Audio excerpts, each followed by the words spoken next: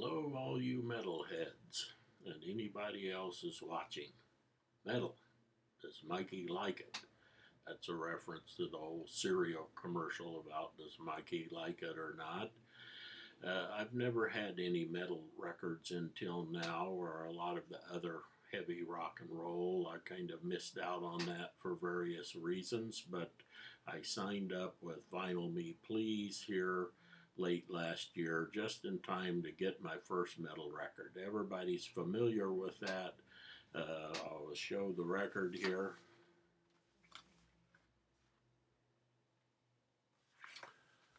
Black Sabbath Paranoid.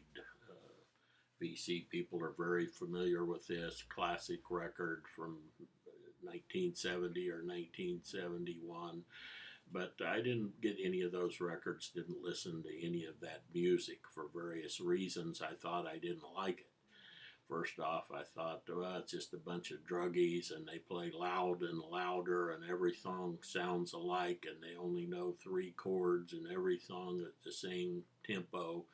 So I was glad to sign up with VMP and get this as my first record. Comes on blue vinyl. A lot of other people have shown this issue, so I won't pull the record out, but I sat down in the listening position with the speakers in the right position, and guess what? I really enjoyed this record. I'm going to have to get some more metal. I need to ease into this slowly, but it turned out tunes didn't all sound alike.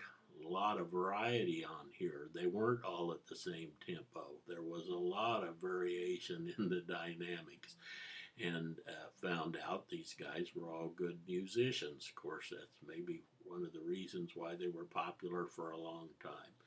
So I liked this record. I enjoyed it. In fact, I enjoyed it enough I would have turned it over and played it again immediately, except I had just, when I got this, I had just got my turntable set up going, had a big pile of records to go through, and I wanted to listen to a few other records. But I will be going back to this record again. One little story that relates to this kind of thing. I don't have a record to show, but one of my favorite videos are Roger Coleman. One of his early videos, he had a contest.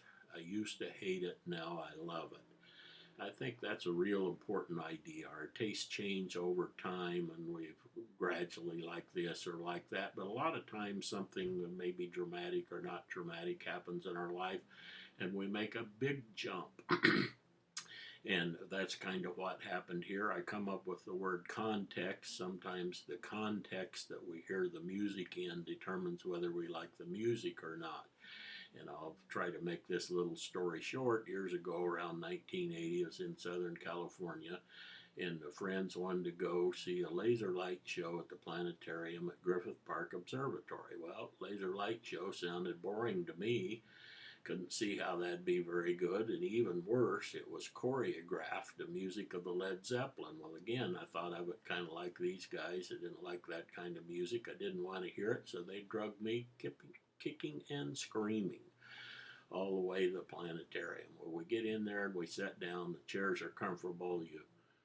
They lean way back because, of course, you're staring at the ceiling the whole time. I'm looking around.